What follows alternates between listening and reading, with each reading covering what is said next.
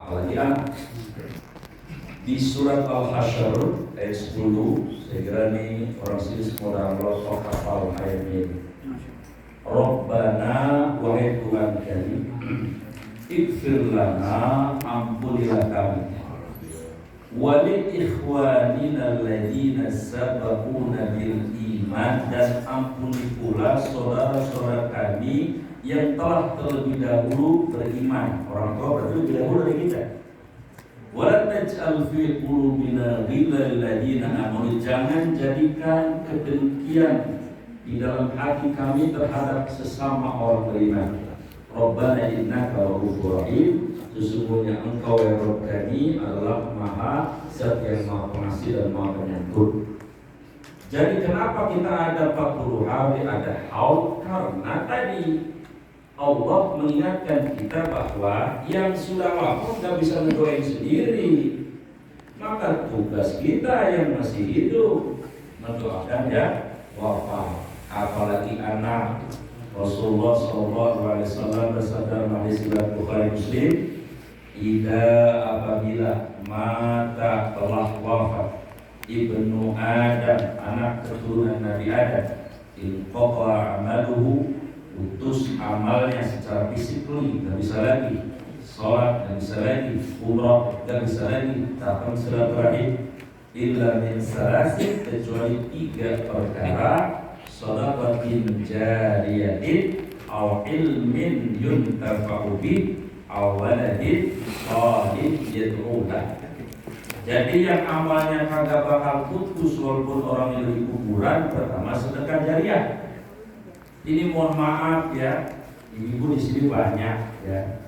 Kalau misal kata bapak-bapaknya sebulan gajinya 10 juta ya, ada tanda buktinya, tapi yang dikasih sama ibu cuma 9 juta, ibu harus husnudzon. Oh, mungkin suami saya ini yang 1 juta beli semen buat bangun pesantren yang di sono, musola yang di sini, masjid yang di sini. Kenapa hadirin yang dimuliakan oleh Allah Subhanahu wa taala?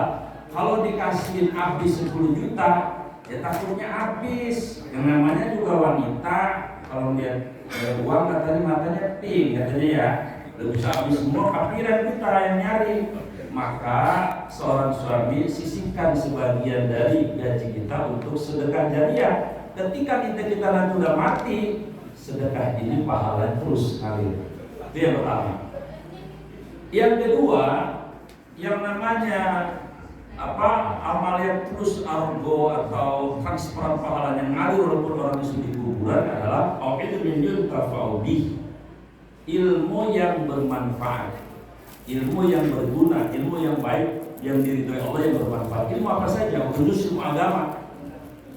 Makanya mohon maaf ibu bapak yang saya muliakan, walaupun ustadz itu nggak punya gaji, tapi ustadz itu ada berkahnya. Di antara berkahnya ustadz, guru, ulama, kiai, itu tadi, semoga ilmunya yang disampaikan kepada umat, kepada jamaah bermanfaat. Makanya saya tiap pagi nulis quote itu, saya hitung ada sekitar 50 grup WA. Kalau setiap WA ada 100 saja, udah 5.000 tuh. Yang baca nggak usah banyak-banyak, 1.000 aja. Terus yang ngamalin 10 orang saja, itu udah dahsyat itu. Makanya Ustaz biasanya nggak punya gaji, tapi berkahnya di situ. Kalau ilmunya dia ada yang bermanfaat, maka dia nanti Ustaz udah meninggal terus mengalir pahalanya. Yang kedua biasanya berkahnya Ustaz ya tadi, orang-orang kalau bisa tahlilan kayak gini berkahnya 1, biasanya Ustaz berkahnya 2. Saya ngomong Pak Haji, saya kemarin Pak Haji ya. Ini berkahnya Ustaz. Jadi ilmu yang bermanfaat itu amal jariah namanya. Orang yang sudah wafat tapi pahalanya terus argonya jalan. Yang ketiga, awalan sholih yad'ulah, doa anak yang soleh. Doa anak saya yang soleh itu adalah kan doa Nabi li ummatihi, seperti doanya Nabi kepada umatnya, makbul. Dan saya yakin betul Bang Malik seorang anak yang soleh, putra putrinya juga yang soleh dan salihah. Amin. Kalau 4-4-nya itu berapa budaya? Rupanya marhumah Ada empatnya tiap hari mendoakan beliau aman dia di sana. Sebab mohon maaf, sebetulnya marhumah itu bukan mati, cuma pindah tempat saja. Tadinya di dunia, sekarang di rawdah min riyadil jinan, di taman surga di alam barzakh. Beliau almarhumah juga butuh makan, cuma makanannya bukan getuk, lemper, rengginang, bukan. Itu makanan kita orang kasar.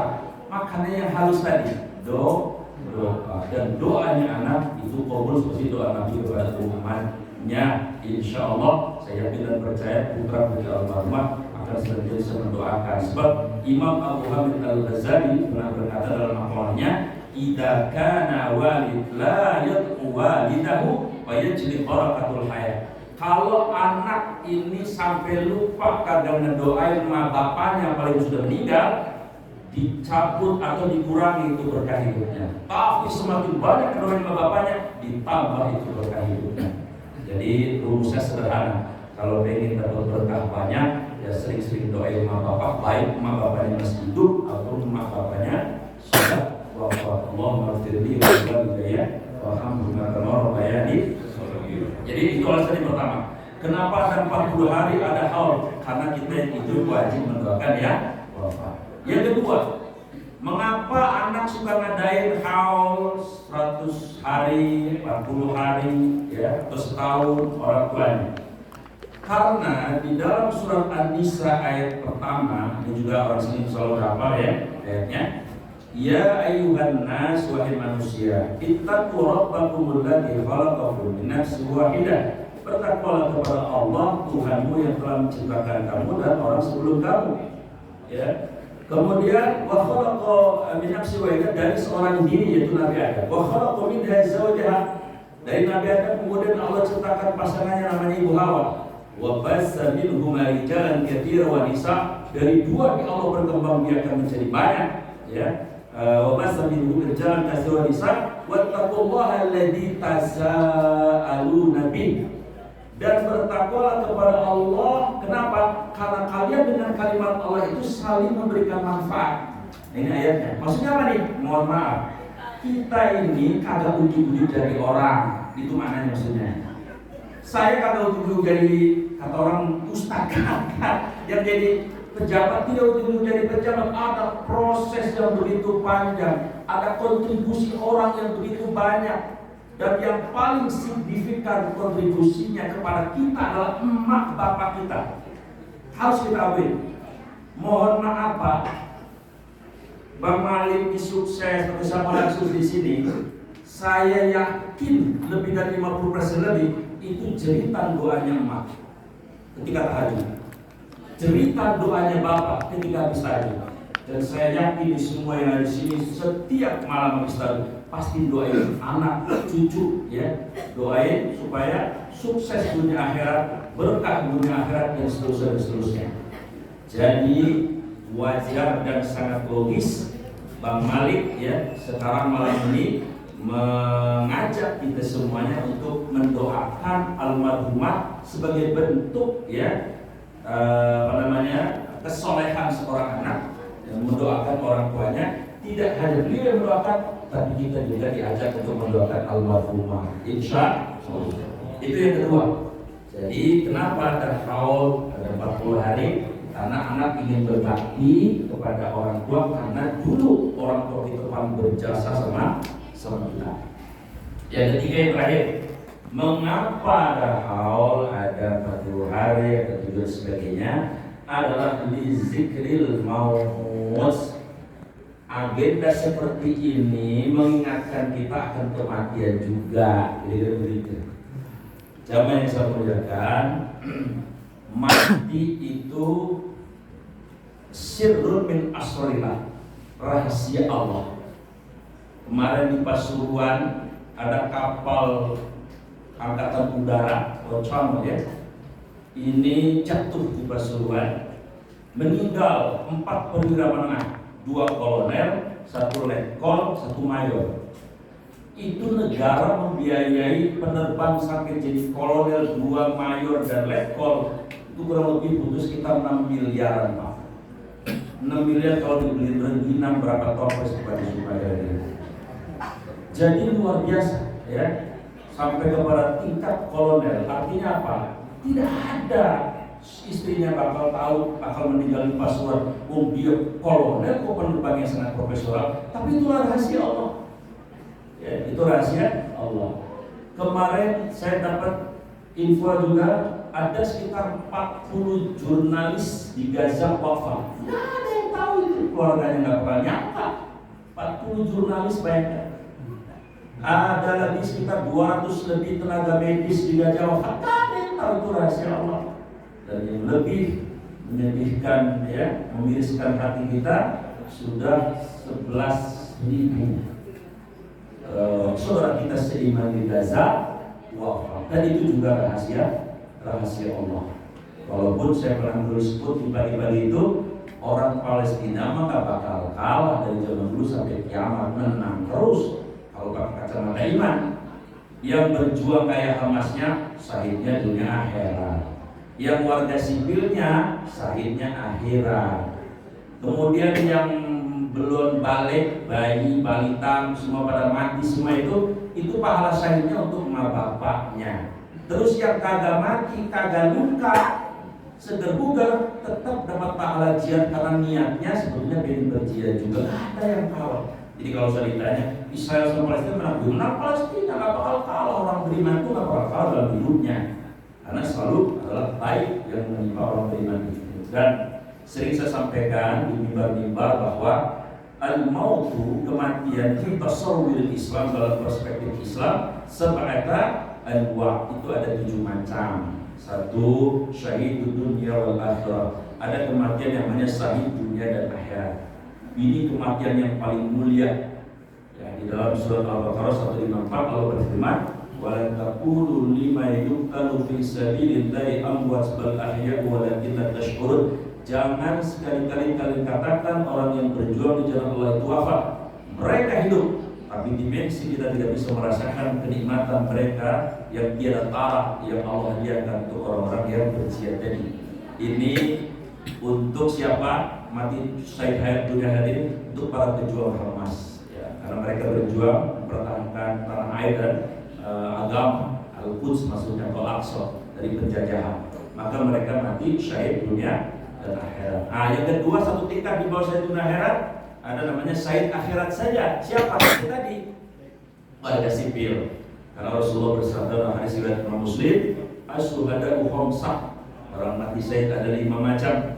Al-madbun, satu orang yang terkena penyakit wabah seperti Covid ya. Wal mabdun, orang yang terkena penyakit di perut yang diare sehari 200 kali sampai wafat misalnya.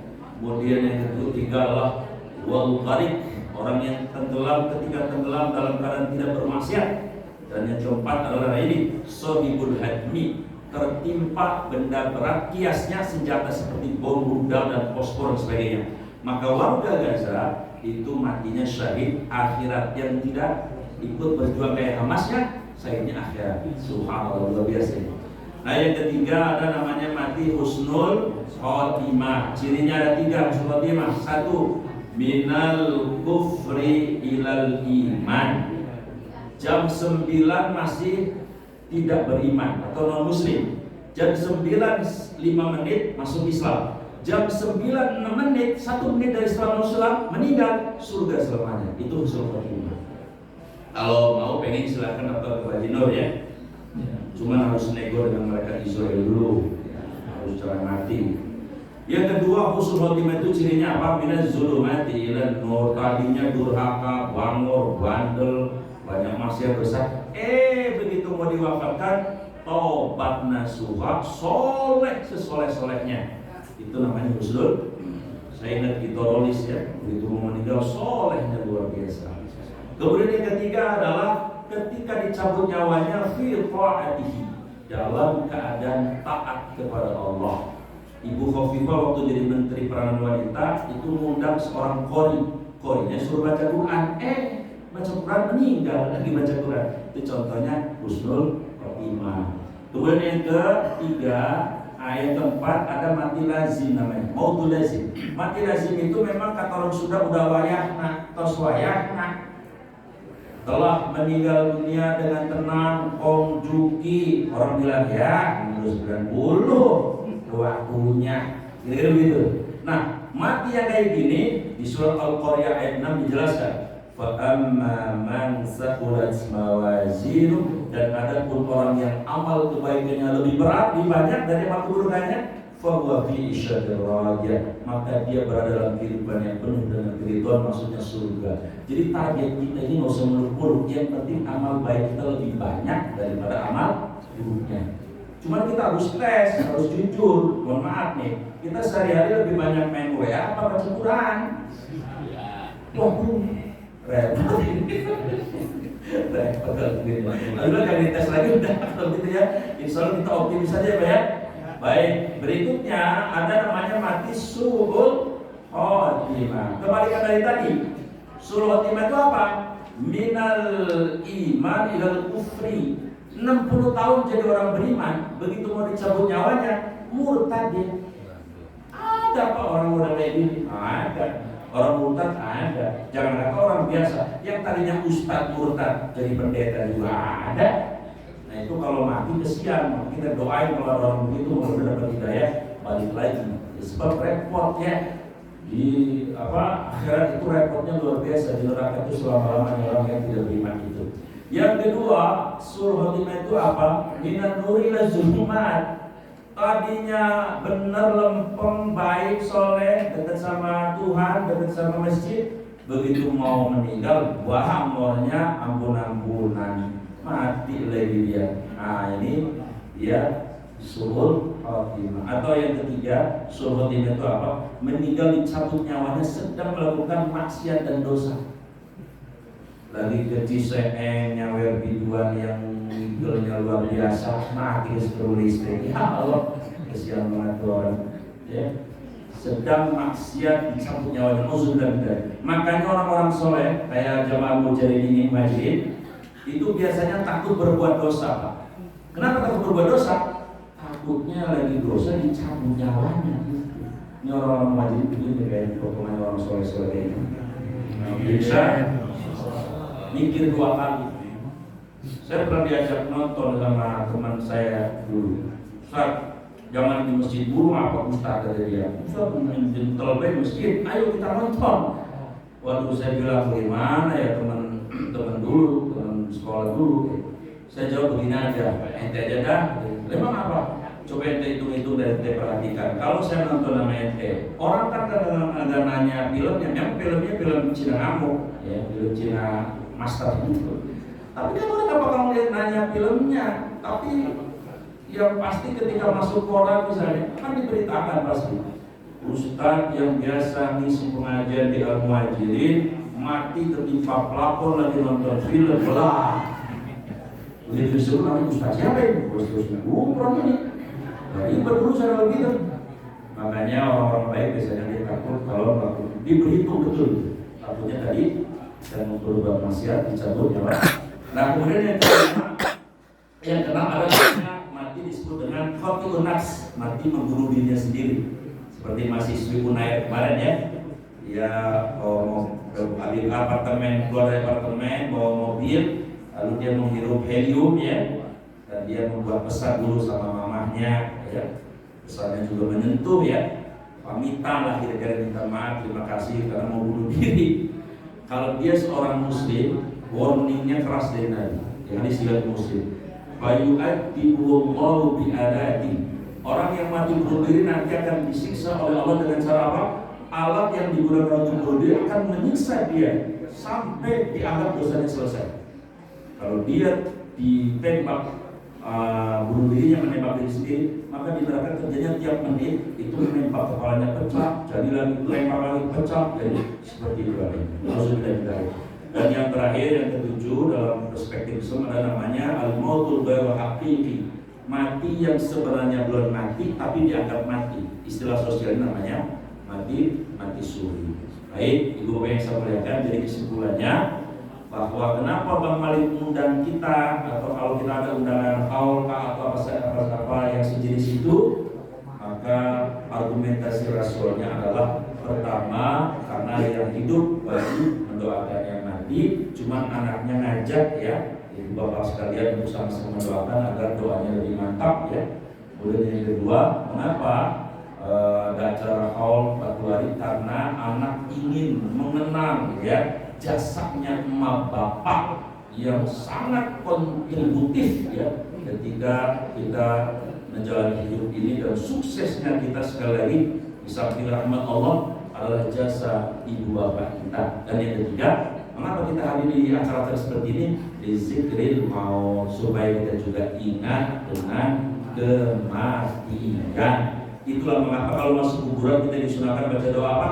Assalamualaikum ya ahla diyar antumul muqaddimun, kalian sudah mendahului kami, wa nahnu insyaallah ikut kami juga bakal nyusul. Karena di surat Al-Anbiya ayat 35, kullu setiap nafsin yang Allah beri nyawa dha'iqatul maut, wajib hukumnya merasakan terpisahnya ruh dari jasadnya. Ada yang duluan, ada yang belakangan. Ada yang udah api-api, anak-anak udah pengen karena matinya engkong ya. Tapi begitu belum juga mati. Bahkan ada engkongnya itu sakit di rumah sakit dirawat sebulan. Alhamdulillah atas izin Allah engkongnya sembuh. Cucunya malah yang motornya tabrakan sama tiang listrik meninggal. Engkongnya sembuh pulang malah kawin lagi. Di orang tanahnya lebar, ya. Ada yang seperti itu, maka mati itu rahasia. Untuk itu, mari kita sama-sama doakan almarhumah ya, Ibu Raja Asma binti Muhammad Wahid. Insyaallah doanya 40 orang beriman itu seperti doanya waliullah. Mudah-mudahan di antara doa kita ada yang dijawab. Kalau anak udah pasti dijawab, insyaallah anak yang soleh ya, maka doanya kita pun insyaallah akan menggenapi doanya putranya dan putrinya almarhumah Haja Asma binti Muhammad Wahid. Al-Fatihah. A'udzu billahi minasy syaithanir rajim. Bismillahirrahmanirrahim.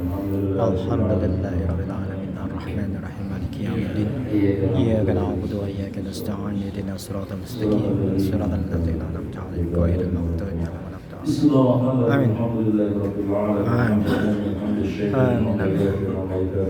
Amin. Ya Rabbana alhamdu kama yanbaghi li jalali sultan. Amin. Allahumma shalli ala sayyidina Muhammad wa ala alihi wa sahbihi ajma'in. Allahumma ighfir lana wa liwalidayna warhamhum kama rabbawna shighara. Wa li jami'il mu'minina wal mu'minat wal muslimina wal muslimat al-ahya'i minhum wal amwat qadi al-hajat. Allahumma ighfir lahum warhamhum wa'afihim wa'fu anhum. Allahumma la tahrimna ajrahum ولا تفتنا بعدهم واغفر لنا ولهم ولإخواننا الذين سبقونا بالإيمان ولا تجعل في قلوبنا غلا للذين آمنوا ربنا إنك رؤوف رحيم. اللهم اجعل قبرهم راضة من ديار الجنان ولا تجعل قبرهم حفرة من حفار النيران. اللهم سلمهم من عذاب القبر ومن عذاب النار برحمتك يا أرحم الراحمين. اللهم اجعله من أهل لا إله إلا الله. اللهم ارفع درجتهم في قبرهم وفي برزتهم وفي حسابهم وفي صراطهم وفي جنتهم برحمتك يا ارحم الراحمين. اللهم انزل رحمتك ومغفرتك عليهم. اللهم انزل رحمتك ومغفرتك عليهم. اللهم انزل رحمتك ومغفرتك عليهم يا ارحم الراحمين. ربنا تقبل منا انك انت السميع العليم وتب علينا انك انت التواب الرحيم. ربنا يا الله اتنا في الدنيا حسنة وفي الآخرة حسنة وقنا عذاب النار. صلى الله على سيدنا محمد وعلى آله وصحبه أجمعين. سبحان ربك رب العزة عما يصفون وسلام على المرسلين والحمد لله رب العالمين.